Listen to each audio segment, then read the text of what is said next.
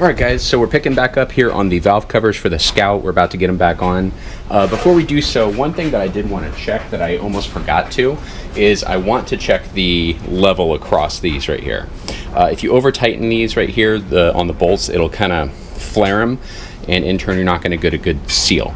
So I'm just going to take a straight edge that I got right here, just kind of lay it across and see how it looks, and that looks pretty good right here on this one. But these back here on the back where there's only 2 bolts, it looks like that they are flared up a little bit. So I'm just going to take a little hammer right here, and I'm just going to try and kind of flatten that out a little bit. And it looks to be the same thing on the back ones back here, so we're going to do that on both of them here real quick. Alright, so that's definitely sitting a lot better on there. It's not perfect. I'll try and tap it a little bit more just to kind of flatten these out a little bit, and then we'll check it again. Alright guys, so that is looking a lot better than it was before right there. Still not perfect, but I think I can live with that, and hopefully that'll be pretty good here. So we'll do the same thing to the back one, and then we'll be able to try and get these installed here. Alright guys, so the next step is we're going to go on ahead and get our gaskets on here before we get this over to the truck. Now, for the gaskets, from what I've been reading and watching online, you shouldn't really need any adhesive on these to get it to seal properly. However, I don't want to kind of fight it and have this gasket sliding around when I'm trying to put in all the bolts and everything. So what I'm going to do is I'm going to spray this down with a spray adhesive. I'm going to let it get tacky, and then I'm going to set it on top of the valve cover right here and let it adhere to it a little bit. That way when I go to install it, I don't have to worry about it moving around on me when I'm trying to get it installed and the bolts in there. So hopefully that'll work out for us pretty good. So let's get on it.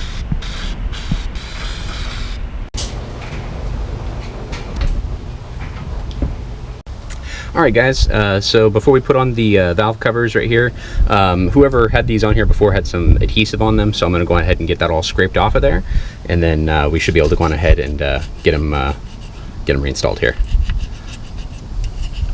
Alright guys, it's going to be the same thing on this side. We're just going to scrape off the gasket and get it ready for the new valve covers to go on here.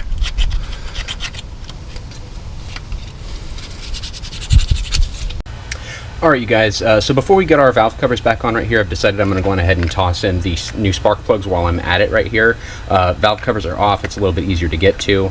So I picked up some new ones right here. Now looking in my book right here, there's a 304A and a 304 V8 model right here on my specifications for my service manual.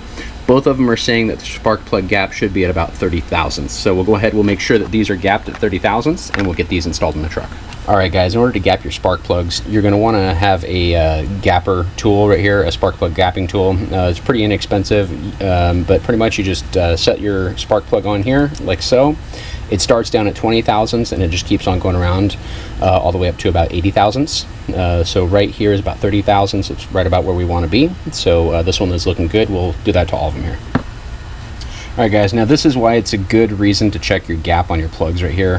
This one was crushed down pretty good. I opened it up a little bit by kind of prying it up a little bit, and now I can get this tool on here, and now I can get it gapped to the right gap. But this is why it's important to check your gap on your spark plugs right here, because you can get one that's completely closed down, or it's not good enough on the gap. So we got it now gapped to the 30 thousandths, so we should be good now here. Alright guys, so in order to get on to these spark plugs, we're just going to start with this first one up here and just work our way back to be able to do these here.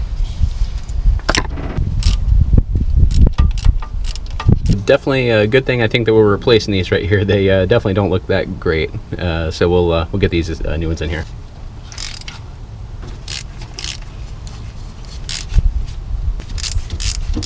Alright guys, so now that we have our head scraped down right here, and we got our spark plugs installed, we're going to go on ahead and get the valve covers back installed here. So we'll get the first one, get it on here.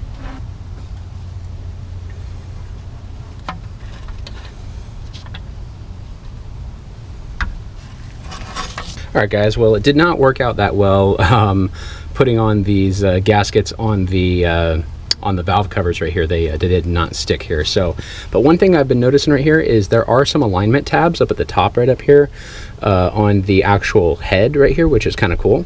So I'm going to go on ahead and I'm going to try and use those to see if that'll work for us here.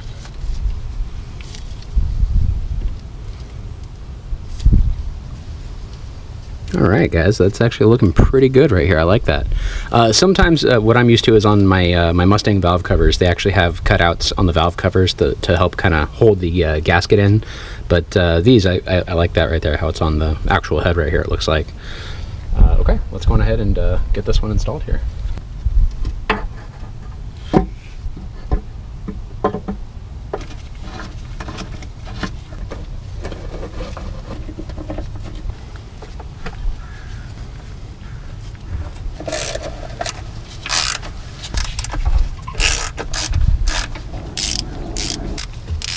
All right, you guys, so this side is looking good. Now you may have noticed on my when I was taking these off of here, this one was actually located on the passenger side. From my understanding and from what I've been reading online and been finding out on some forums, the oil fill cap should be on this side, on the driver's side. So I put it back the way that it should have gone. Some people switch it to the other side, from my understanding, just to make it a little easier to fill the oil. To me, it looks like it'll be fine to fill it over here. So yeah, we got this one good to go. We'll go ahead and get the other one installed next.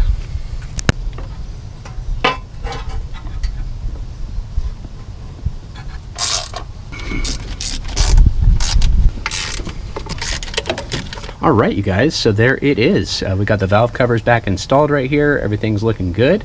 Manifold looks pretty awesome, I'd say. Yeah, we got the new spark plugs in, so we're cruising right along with this. Let me know in the comments below what you guys think about this, if you guys are liking it so far here. All right, you guys, so that's going to be it for installing the valve covers and replacing the spark plugs. If you guys are interested in any of the stuff that I used, gaskets, spark plugs, stuff like that, it'll be listed in the description below with some affiliate links. If you guys do click on those links and use them, it does give us a little bit of a commission, helps the channel out a little bit. Hope you guys enjoyed the video. If you did like it, please give it a thumbs up and subscribe to the channel, and we'll see you on the next project. Thanks.